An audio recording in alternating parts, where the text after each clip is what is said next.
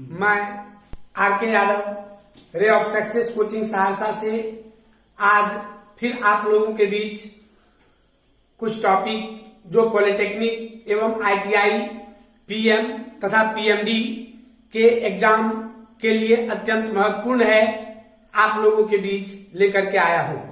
आज हम लोग बात करेंगे मैथमेटिक्स के उस पार्ट पर जिसको हम लोग एडवांस मैथमेटिक्स कहते हैं। ध्यान से देखिए, आज हम लोग बात करने जा रहे हैं मेंसुरेशन के बारे में। और मेंसुरेशन में सबसे पहले हम बात करते हैं आप लोगों के बीच आज जो टॉपिक लेकर के आए हैं वो है हमारा टॉपिक आज सर्किल। ये बिल्कुल नए तरीके से हम आप लोगों को कोशिश करते हैं सिखाने का सर्किल, ताकि आप लोगों के दिमाग में हमेशा के लिए ये बैठ जाए और किसी भी क्वेश्चन में किसी तरह का परेशानी आप लोगों को नहीं हो। और आप लोगों से मेरा एक रिक्वेस्ट है कि यदि आपको मेरा ये वीडियो अच्छा लगता है तो आप प्लीज इसे लाइक करें, जो प्रॉब्लम आपको होता है वो कमेंट में लिखें और सब्सक्राइब करें। और आप लोगों के बीच मैं 2 से 3 दिन में लाइव क्लास लेकर के आने वाला हूं, इसके लिए भी आप लोग तैयार रहे।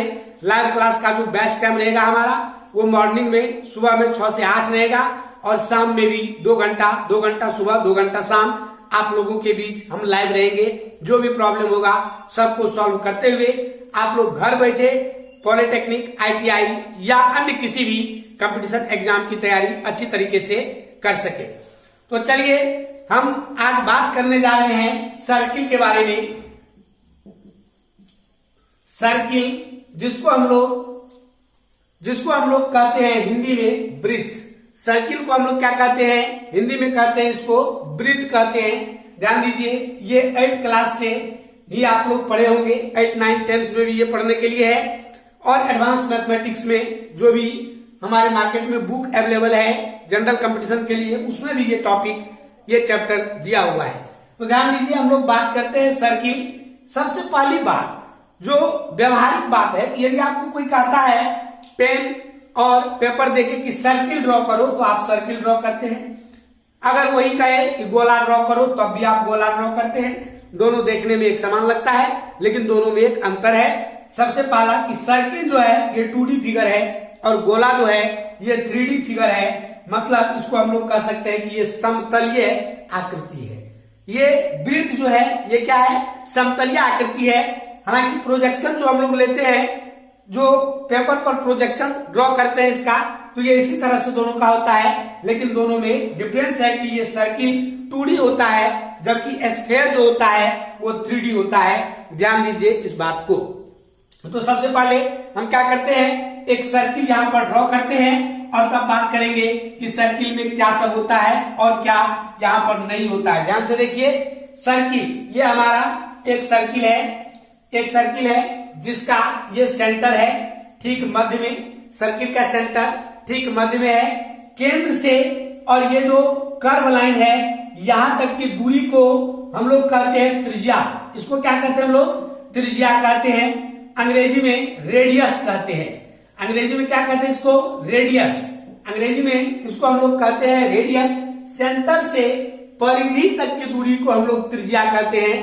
केंद्र से परिधि तक की दूरी को त्रिज्या कहते हैं। और ये चारों तरफ केंद्र से कहीं भी परिधि तक को आप मिला दीजिए तो ये डिस्टेंस बराबर होता है, क्योंकि ये सर्किल का रेडियस है। सर्किल का रेडियस है। केंद्र मतलब मध्य बिंदु, केंद्र का मतलब ही होता है मध्य बिंदु। तो केंद्र से परिधि तक की दूरी को हम लोग क्या कहते हैं, त्रिज्या। और केंद्र से अगर एक सीधा लाइन खींच ले, जो दोनों तरफ परिधि को इस तरह से मिला रहा है, दोनों तरफ परिधि पर मिल रहा है, तो इसको हम लोग कहते हैं व्यास। इसको क्या कहते हैं, व्यास। लेकिन व्यास को डी से डिनोट करते हैं, डायमीटर कहते हैं अंग्रेजी में। और ये जो होता है ये 2 गुना त्रिज्या होता है, अर्थात त्रिज्या का 2 गुना होता है। वृत्त का व्यास जो होता है वो वृत्त के त्रिज्या का 2 गुना होता है। वृत्त का व्यास जो होता है वो त्रिज्या का 2 गुना होता है। ध्यान दीजिए, वृत्त का व्यास त्रिज्या का 2 गुना होता है। हम लोग बेसिक जो फॉर्मूला होता है, जैसे हम लोग पढ़े थे कि वृत्त का जो क्षेत्रफल होता है एरिया, हम लोग जानते हैं कि एरिया जो होता है ये पाई आर स्क्वायर होता है। एरिया पाई आर स्क्वायर होता है। और सरकमफ्रेंस परिधि जो है जिसको सी से डिनोट करते हैं वृत्त के परिधि को, ये होता है 2 पाई आर, ये होता है 2 पाई आर। ध्यान दीजिए, वृत्त का क्षेत्रफल जो होता है ये होता है पाई आर स्क्वायर, और वृत्त की जो परिधि होती है ये होता है 2 पाई आर। ये दो महत्वपूर्ण फॉर्मूला है जो आप लोग पहले से जान रहे हैं। ऐसा आप लोगों में ऐसा कोई भी नहीं होगा जो ये दोनों फॉर्मूला नहीं पढ़ा होगा। आप लोग 8 क्लास से ही ये सब फॉर्मूला, 5 क्लास से ही आप लोग याद कर लिए हैं कि वृत्त का क्षेत्रफल पाई आर स्क्वायर होता है, पाई का मान 22/7 होता है या 3.14 होता है, और वृत्त की जो परिधि होती है वो 2 पाई आर होती है। ऐसा हम लोग बहुत पहले से पढ़ते आ रहे हैं, इसमें कोई नई बात नहीं है। लेकिन नई बात क्या है उसको हम लोग चलिए आगे बात करते हैं। तो वृत्त का जो एरिया होता है, ध्यान से देखिए, एक एक चीज को, सारा कंफ्यूजन आपका दूर हो जाएगा और आप नए तरीके से इस चैप्टर को सोचेंगे। मैं आप लोगों को ये विश्वास दिलाता हूं कि अभी तक आप लोग जहां भी, जैसे भी, चाहे पटना में, चाहे दिल्ली में, चाहे कोटा में, चाहे सहरसा में, सुपौल में, मधेपुरा में, कहीं भी आप अगर पढ़ के आए हैं तो ये जो हम थ्योरी आपको बताने जा रहे हैं आपको बिल्कुल नया लगेगा। तो चलिए ध्यान दीजिए, वृत्त का सबसे पहले हम परिधि का ही बात करें। तो परिधि का बात करें तो परिधि बराबर होता है फॉर्मूला 2 पाई आर। ध्यान से देखिए, परिधि बराबर क्या होता है, 2 पाई आर होता है। वृत्त की परिधि क्या होती है, 2 पाई आर, और यहां से उसको हम लोग लिख सकते हैं C बराबर 2R और गुना पाई भी इसको हम लोग लिख सकते हैं 2R गुना पाई। 2R को हम लोग इससे पहले व्यास कहे थे, तो C बराबर हम लोग यहाँ पर पाई इंटू डी लिखेंगे, मतलब वृत्त की परिधि पाई गुना व्यास होता है। लेकिन कंपटीशन में जो क्वेश्चन आता है वो आपको पूछेगा कि वृत्त की परिधि और व्यास का अनुपात कितना होता है।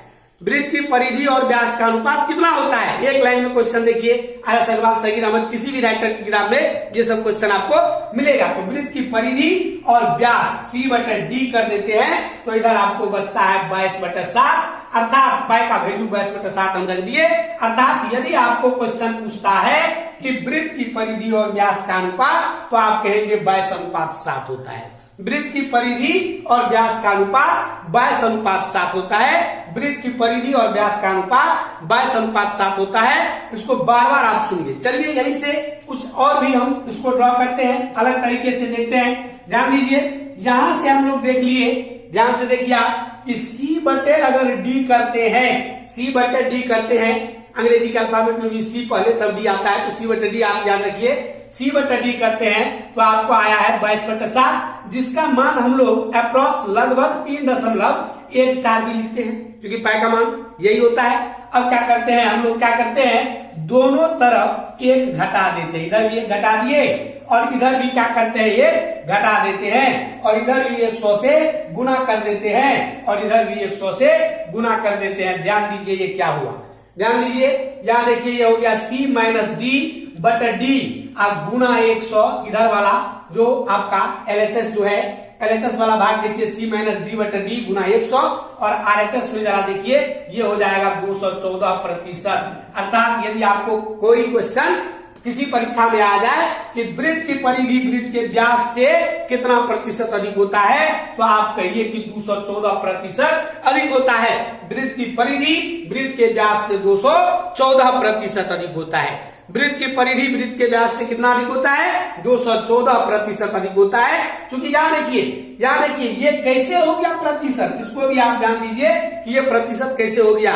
वास्तव में ये प्रतिशत है, और कैसे है इसको हम समझाते हैं। जैसे आप लोग प्रतिशत लाभ बराबर पढ़े थे, फॉर्मूला याद कीजिए।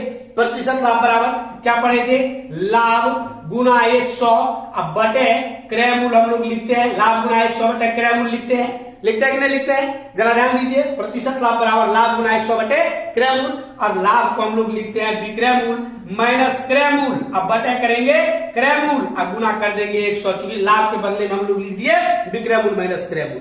लाभ के बदले में हम लोग क्या लिख दिए, ध्यान दीजिए, लाभ के बदले में हम लोग क्या लिख दिए, विक्रयमूल माइनस क्रयमूल। ध्यान से देखिए, यहाँ जो फिर से एक बार हम ड्रॉ करते हैं, जो लोग नहीं देख सके हैं फिर से एक बार देखिए। प्रतिशत लाभ बराबर हम लोग यहाँ पर लिखते हैं लाभ गुना 100, और बटे में लिखते हैं क्रयमूल, बटे में क्या लिखते हैं क्रयमूल, और लाभ को हम लोग लिखते हैं विक्रयमूल माइनस क्रयमूल, बटे में लिखेंगे क्रयमूल और गुना करेंगे 100। अब इस क्रयमूल से दोनों में भागा दीजिए तो ये हो जाएगा विक्रयमूल बटे क्रयमूल, विक्रयमूल बटे क्रयमूल, -1 और गुना हो गया 100। तो देखिए प्रतिशत लाभ का ये फॉर्मूला हुआ और इसी फॉर्म में वहां C/D अब -1 गुना 100 किए थे। मतलब ये क्या हुआ, ये इस फॉर्मूला से आपको प्रतिशत वृद्धि निकल गया। क्योंकि यहाँ विक्रय मूल्य के जगह पर हम लिखे थे C, क्रय मूल्य के जगह पर लिखे थे D -1 और गुना 100। तो C को हम लोग कहते हैं सरकमफ्रेंस, D को कहते हैं डाया, वृत्त की परिधि, वृत्त के व्यास से कितना प्रतिशत अधिक है तो आपका रिजल्ट निकल के आया 214%। कितना प्रतिशत अधिक है तो आपका रिजल्ट क्या निकल के आया 214%। ध्यान दीजिए, आगे बढ़ते हैं। वृत्त की परिधि वृत्त के व्यास से कितना अधिक होता है तो 214% अधिक होता है। अगर आप इस बात को ध्यान से समझ जाइएगा तो कुछ क्वेश्चन ऐसा होता है जो आपको डायरेक्ट बन जाएगा, कलम पकड़ने की भी आवश्यकता नहीं होती है। आप बुक उल्टाइए और बुक में देखिए क्या क्या क्वेश्चन दिया हुआ है। तो चलिए ध्यान दीजिए, अब हम लोग एक बार फिर से चलते हैं एरिया में। तो एरिया जो होता है वृत्त का जो क्षेत्रफल होता है ये होता है πr²। वृत्त का क्षेत्रफल क्या होता है πr² होता है। वृत्त का क्षेत्रफल क्या होता है πr²। ध्यान से देखिए, और यहाँ पर r बराबर हम लोग लिख सकते हैं, वृत्त का जो त्रिज्या होता है वो व्यास का आधा होता है d/2। r बराबर हम लोग लिख सकते हैं d/2। तो एरिया ए बराबर क्या हो जाएगा पाई इंटू d/2 का होल स्क्वायर करेंगे तो ये πd²/4 हो जाएगा। ये एरिया सर्किल के वृत्त के क्षेत्रफल का एक फॉर्मूला ये भी होता है πd²/4। वृत्त के क्षेत्रफल का एक फॉर्मूला होता है πd²/4। और ये फॉर्मूला जब आप पॉलिटेक्निक पास कीजिएगा तब जाके जब न्यूमेरिकल जो सेमेस्टर का जो बुक आता है वहां पर मैक्सिमम आपको वृत्त के लिए इसी फॉर्मूला का उपयोग किया गया है और यही फॉर्मूला आपको काम पड़ेगा। ये आगे इसका आपको जरूरी है और कभी कभी क्वेश्चन भी इसी फॉर्मूला पर आता है। तो ध्यान दीजिए, वृत्त का जो क्षेत्रफल है ये πd²/4 भी होता है, वृत्त का जो क्षेत्रफल है ये πr² भी होता है। अब हम लोग आगे बढ़ते हैं। ध्यान दीजिए, वृत्त में ध्यान से देखिए, वृत्त का क्षेत्रफल, ध्यान दीजिए, वृत्त का क्षेत्रफल ध्यान से समझिए इस बात को। वृत्त का क्षेत्रफल ए जो होता है ये πr² होता है, ये वृत्त का क्षेत्रफल πr² होता है। अब हम लोग चलते हैं, एक बार बैक चलते हैं, फिजिक्स में लेके आपको चलते हैं, क्योंकि ये मैथ है थोड़ा सा फिजिक्स का, यहाँ पर कुछ कॉन्सेप्ट आपको बताते हैं। ध्यान दीजिए, फिजिक्स में आप लोग पढ़े थे ओम के नियम में कि V directly proportional to I, याद होगा, V directly proportional to I, याद होगा। लेकिन जब डायरेक्टली प्रोपोर्शनल के चिन्ह को हटाते हैं तो यहाँ पर एक स्थिरांक होता है जिसको हम लोग कहते हैं R, जिसको क्या कहते हैं R कहते हैं, जिसको क्या कहते हैं R कहते हैं। मतलब डायरेक्टली प्रोपोर्शनल का चिन्ह हटेगा, डायरेक्टली प्रोपोर्शनल का चिन्ह हटेगा तो स्थिरांक आता है। अगर स्थिरांक को हटा दे तो डायरेक्टली प्रोपोर्शनल का चिन्ह भी आता है, स्थिरांक को हटा दे तो डायरेक्टली प्रोपोर्शनल का चिन्ह आता है। मतलब यहां से अगर ये पाई जो कांस्टेंट है इसको हटा दे तो हम लोग कहेंगे एरिया जो है ये डायरेक्टली प्रोपोर्शनल होगा r² का, एरिया डायरेक्टली प्रोपोर्शनल होगा r² का। मतलब आप याद रखिए कि यदि आपको क्वेश्चन आ जाए कि वृत्त के त्रिज्या को x गुना करेंगे, कहेगा 3 गुना करेंगे तो कहिए क्षेत्रफल 9 गुना होगा, कहेगा एक त्रिज्या को 4 गुना करेंगे तो डायरेक्ट कहिए आप कि ये जो एरिया है ये 16 गुना होगा। आपको अगर कहता है त्रिज्या को 5 गुना करेंगे तो आप कहिए ये 25 गुना होगा, अगर त्रिज्या को 6 गुना करेंगे तो आप कहिए ये 36 गुना होगा। मतलब ये रिलेशन जहां भी आपको आता है यहाँ लिख देते हैं एक लाइन, इफ यदि r को त्रिज्या को x गुना किया जाए, x गुना किया जाए, त्रिज्या को x गुना किया जाए तो यदि त्रिज्या को x गुना किया जाए तो एरिया जो है एरिया में एरिया जो है वो x² गुना हो जाएगा, x² गुना हो जाएगा। यदि r को x गुना मतलब त्रिज्या को आप x गुना करते हैं तो आप वृत्त जो है उसका क्षेत्रफल x² गुना हो जाता है। इसको याद रखिए, सिंपल है। 2 गुना कहेगा तो कहेंगे ये 4 गुना होगा, 3 गुना कहेगा तो ये कहेंगे 9 गुना होगा, 4 गुना कहेंगे तो ये कहेंगे 16 गुना होगा, 5 गुना कहेंगे तो ये कहेंगे 25 गुना होगा। रुकिए, ध्यान दीजिए, अब यदि आपको यहीं से ये क्वेश्चन आ जाए कि अगर वृत्त r को x गुना किया जाए तो ये x² गुना तो होगा, लेकिन ये प्रतिशत कितना बढ़ेगा। मान लीजिए कहेगा इसको 2 गुना करेंगे, त्रिज्या को 2 गुना करेंगे तो क्षेत्रफल कितना प्रतिशत बढ़ेगा। ऐसा क्वेश्चन अगर मान लीजिए आपको आ जाए तो ध्यान दीजिए आपको क्या करना है, यहां लिख देते हैं आपको एक लाइन और, इफ यदि r को त्रिज्या को x गुना किया जाए, x गुना किया जाए, त्रिज्या का x गुना किया जाए तो डायरेक्ट आप याद रखिए, तो एरिया जो है वो x² माइनस 1 गुना 100% बढ़ेगा, गुना 100% बढ़ेगा। मतलब यदि आप त्रिज्या को 3 गुना करते हैं तो ये 3 तिया 9 में से घटा दीजिए 8 को 100 से गुना कीजिए, 800% क्षेत्रफल बढ़ेगा। यदि आप इसको 5 गुना करते हैं तो 5 से 25 में से घटा दीजिए 24 को 100 से गुना कीजिए तो ये 2400% बढ़ेगा। और दिमाग में ये बात मत याद रखिए कभी भी कि प्रतिशत 100 से अधिक नहीं होता है। बहुत स्टूडेंट के दिमाग में ये कंफ्यूजन हो जाता है कि प्रतिशत का मतलब 100 नहीं, प्रतिशत का मतलब होता है वह भिन्न जिसका हर 100 हो। प्रतिशत आप कभी सोचे हैं कि जब आपको मैथमेटिक्स पढ़ाया जाता है और मैथमेटिक्स में कहता है कि भिन्न को प्रतिशत में बदलिए, आप डायरेक्ट क्या करते हैं, उसको 100 से गुना कर देते हैं। आपको कहा जाता है कि 3/4 है, इसको प्रतिशत में बदलो, तो आप क्या करते हैं, 100 से गुना कर देते हैं। जरा सोचिए 100 से गुना क्यों करेंगे, 100 से भागा क्यों नहीं कर देंगे? जब गुने करने का बात है तो भागा क्यों नहीं करेंगे? एक्चुअल मीनिंग इसका क्या होता है? एक्चुअल मीनिंग इसका होता है कि 4 का कितना प्रतिशत 3 है।